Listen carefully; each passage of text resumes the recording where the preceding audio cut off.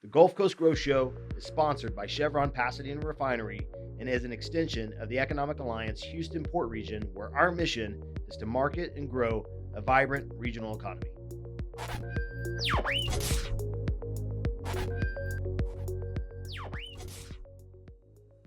Hey everyone, welcome back to the Gulf Coast Growth Show. I'm your co-host, Zeke Smith, sitting in for our illustrious host, Jason Lee, who's out this week. Wishing Jason well, and we'll see him again soon. Today we've got two special guests, so we're still hanging with a three-man show here. We've got Art Smiley, President of Harris County Industrial Development Corporation, to my right, stage left, and Curt Cates, Director of Budget and Finance for Commissioner Tom Ramsey's office, Precinct 3. So welcome, gentlemen. Welcome. Thank you. All right. So let's do, we've got lots to talk about, and we'll talk obviously about why we're all here, why the two of you are here together. But let's do some quick backgrounds on each of you, if you don't mind, how you got either to Houston, if you didn't grow up here, or how you got to the offices that you're in today, if you don't mind. And Art, I'd like to start with you. So give us a brief history of who Art Smiley is.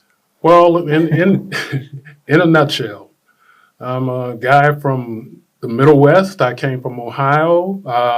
I came to Texas, came to Houston to work for Exxon. Okay. And from Exxon, I went over to work for the Transit Authority here in Texas, in Houston. I worked for the Transit Authority for 38 years.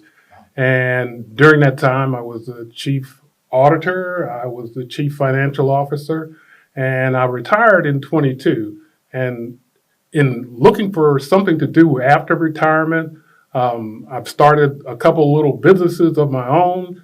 And one of the things I did was I wound up looking into what was going on at Harris County and volunteering to be on one of the Harris County boards. And that's how I wound up on the Harris County IDC board. Okay.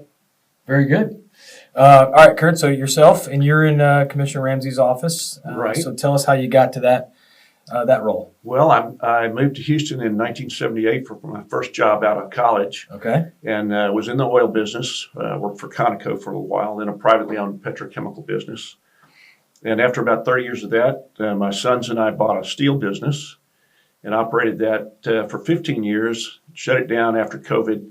And during the time that I was looking at the shutdown mode, I knew Tom Ramsey ahead of time. I knew him when he was the mayor of Spring Valley, and I had several conversations with him. And he suggested might have a place for me in Precinct 3. So I joined Precinct 3 in late 2001, and I'm his Director of Budget and Finance.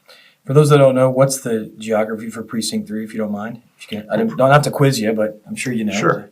Precinct 3 is one of 4 precincts in the county, and we have a stretched arc over the north of Houston, of the county. We go from the villages on the west side, I-10, up to Tomball. We include Spring, Humble, Crosby, Huffman, all the way to Baytown. So It's a spread out precinct. Indeed. Okay, good. And then, Art, for a background, can you give us a quick synopsis of what the Harris County Industrial Development Corporation is and what's its purpose really quick, and then we'll talk about why we're here together. Yeah. Harris County is a conduit issuer of debt, and it assists Harris County in issuing debt. Harris County issues its own debt. Private entities issue their own debt, but there comes a time when a private entity may need a little assistance, and that's what Harris County IDC does. It can provide a little bit of assistance in terms of reducing the interest cost on debt for a private company that's providing some sort of public service. So something like a airport facility or the Houston Ship Channel is another example. Right. Or a toll road, something like that. Harris County IDC could step in and say, this private entity, we can avail you of tax-exempt bonds for what you're doing, and that will reduce your interest costs. And that's what we do. The HCIDC has been around since 1981. It's provided about $750 million worth of bonding issuances in the area. Wow. And we still got about $225 million outstanding. But what we're here today to look at and talk about with you folks and Curt is basically that HCIDC can do more. It can help more people. It can help other entities. it can help the economic development of this region. Okay. So, Curt, how can they do more? Why are we here today together? So, Well, what's the main topic today? I'm here because Commissioner nominated me to work with Art. No voluntold, eh? I get Well, it. it was optional, but I agree with Art. It's we support the Economic Alliance, Commissioner does, and participate now with Art and the Harris County Industrial Development Corporation, because I do think it serves a valid service to the business industry. We're trying to bring more business to our county, which multiplies jobs and Sure. ultimately the tax base increases. And so Precinct 3 has an interest in that. Of course. What would you say within the, I think Harris County is the third largest county in the country. What are our biggest issues? Is it mostly economics and getting more folks here? And I know we always talk about shortage of workforce here or skilled workforce. So what are our biggest issues, you'd say, from Commissioner Ramsey in your office? I'm not sure that I would list these as issues, but his priorities include safe neighborhoods, Sure. lower taxes, and infrastructure. And Commissioner Ramsey's an engineer. He's a civil engineer, graduated from A&M, calls himself a dirt-kicking engineer. So he has more than 44 years of experience in industry, and he's worked with 50 cities and 20 counties in Texas. So he's got a lot of experience in the infrastructure Sure. construction area, and he has a passion for that. He's really good at it. But I would say that's a big opportunity. The county has lots of opportunities to improve our infrastructure. So is that anything we're working with HCIDC on, the infrastructure specifically? There's not a specific project right now, but it's a fit. Yeah. Art mentioned, an airport, a ship channel project, things that we can do to bring in industry would be compatible with those infrastructure projects. Right. Good, please. Yeah. One of the things that Chad from this entity has talked about is on his book. He said that there were 21 projects that were in the hopper for 2024, and he also talked about another 10 projects that were ones that were waiting on grants from the federal government, the DOE or the Department of Commerce, I believe he said. And it's those sort of things. It's those sort of long-term, long-duration projects that HCIDC can really step in and maybe help. And what HCIDC does is it basically says you've done everything. You've got your site in place. You got your building done. And the last thing you're going to work on is getting your finances in place. And that's what we can do. I've had a lot of experience on the sort of federal grant side. Okay. And certainly more than willing to talk to folks about how they get from here to there in terms of getting the grant work done for these 10 projects that you talked about. Yeah. But if HCIDC can help on the interest rate side by saying, hey, you're doing something that has a public purpose, it qualifies for tax-exempt financing. And tax-exempt financing right now could probably save you 150 basis points on a 25-year financing. Right. That's real money going to their bottom line. And it only takes a little bit to just talk to us or talk to our financial advisors or their own financial advisors or their own, legal folks. Talk to those folks about whether or not it makes sense to have a conversation with us, because it's just that quick. It's just that easy. Within the space of 10 minutes, you could say, oh, we can save $1 million a year, or it's not going to happen that way, and they need to continue doing whatever it is down their path that they're on. Yeah, and you mentioned, Chad, so the purpose of this organization is to attract people and businesses to this region. And so something like that in place that can help prop up businesses or help accelerate the growth of these projects coming to fruition is super valuable. What would you say is a benefit of having a county commissioner that is fully supportive of your organization or partnering up like that, an office of a county commissioner or the county itself in your corner? What's the value there? And I think you encapsulated it. It's all of these folks that work together. It's all of these folks that collaborate with each other. And it's all these folks that realize that, in my estimation, it's not dog eat dog, but you're in competition with every other county in Texas and every other county in the United States in terms of people, encouraging people to come to Harris County to expand their businesses or to move their businesses here. That's what's going on. It's a competition, and we're in it with all the rest of them. And we ought to do everything we can to come out on top. Yeah, and we talk about that too. We're competing as a port region, right? We think this is the greatest port in the country, but we're certainly even competing with Beaumont or a little bit south or California or other ports around the country. So I think you mentioned infrastructure, Curt, and the port expansion is a huge piece of that. And so being able to be the most attractive port city or port period to bring in goods, ship out goods, move goods, and have people that move those goods is a huge benefit to this region economically, and certainly for our citizens, right? And as he said, the Economic Alliance can do things like point people to Curt, point people to me, point people to the right people to further their projects, get their projects moving, get their projects complete. So that's interesting.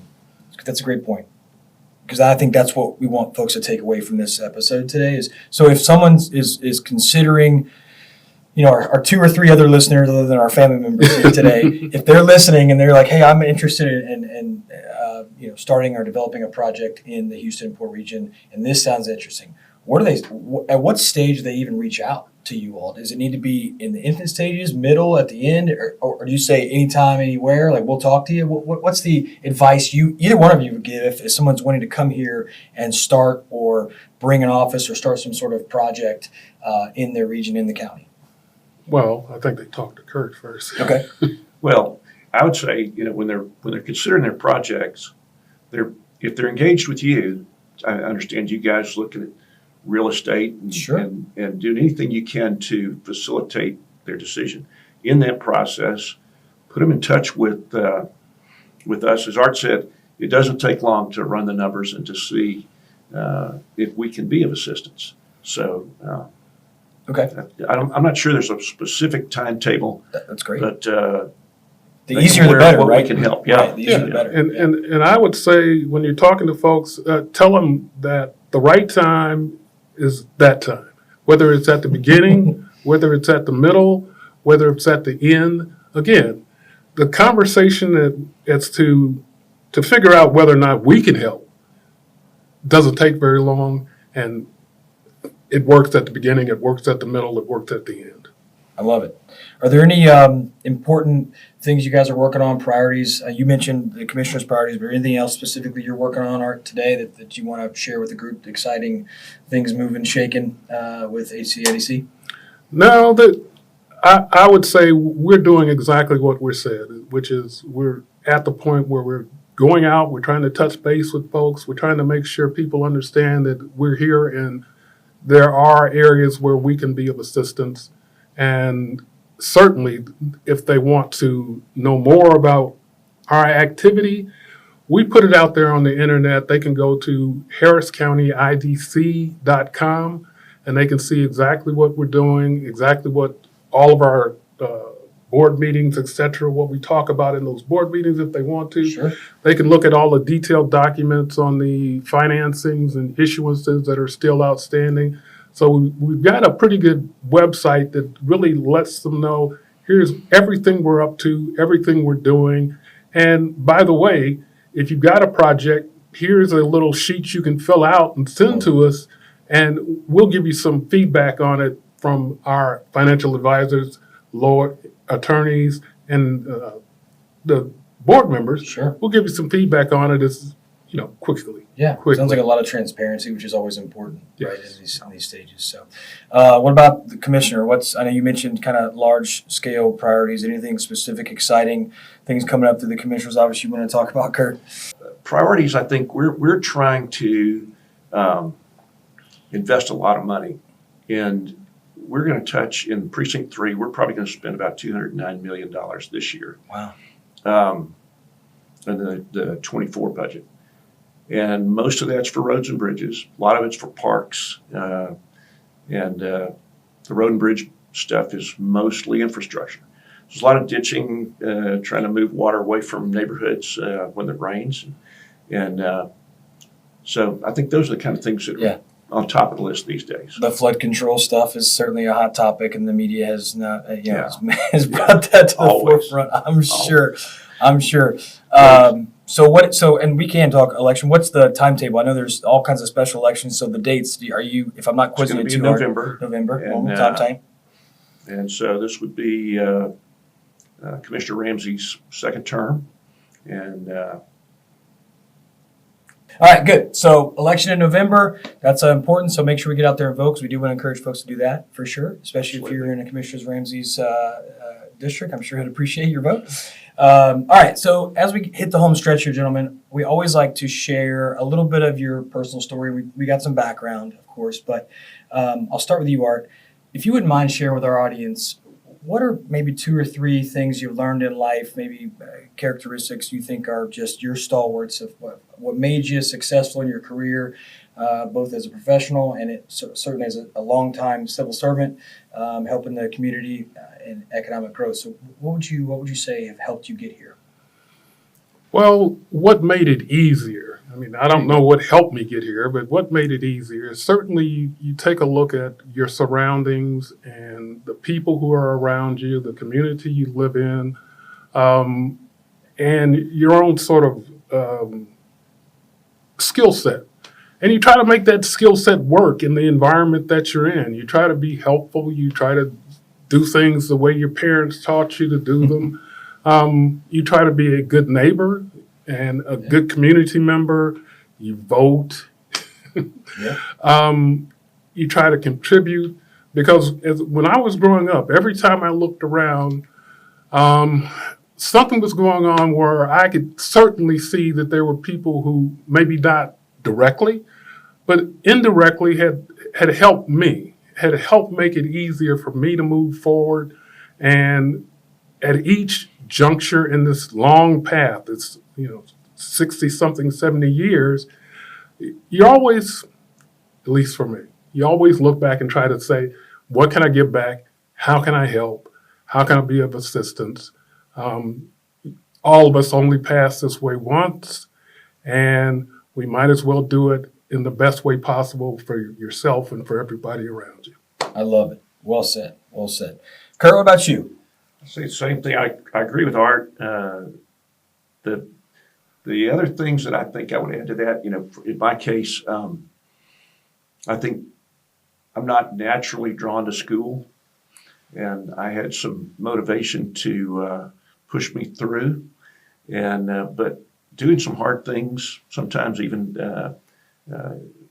in school, I think puts you in a position to know I can do some hard things, and I do have a skill set now. But I think looking back on my career, that the people that I've associated with have made the biggest difference. I've had some. I've been privileged to work on some great teams.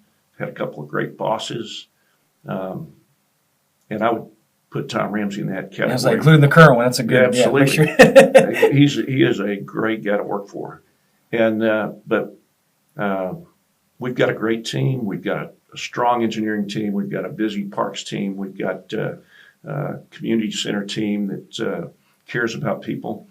Having a good team of folks to work with is important. Yeah, I love it. So they relate, right? So family, team, community. I think that's really important. Surrounding yourself with those great people. That's really important characteristics. So great job, gentlemen. Well, we appreciate both of your time today, and we're excited about the opportunities that are in front of us in this county and in this region, and happy to let you all have a voice and encourage those that are trying to come to the region or undertake projects or start businesses here, that there's a lot of support and resources here that want you to succeed in this county. We want you here. So if nothing else, take that away from today. But we, again, appreciate Art and Curt for you both being here today so much, especially together. And we encourage you all to Go to allianceportregion.com to the media tab and subscribe to all our channels. If you feel like there's someone that needs to hear this message that has been considering an opportunity, whether to come here to work or start a business or a project, maybe they need to hear this. So pass it forward so they can hear that. But again, thanks for your time, both gentlemen, and thank you all for your time. This time, until next time, I'm Zeke sitting in for Jason again, and we'll see you next week.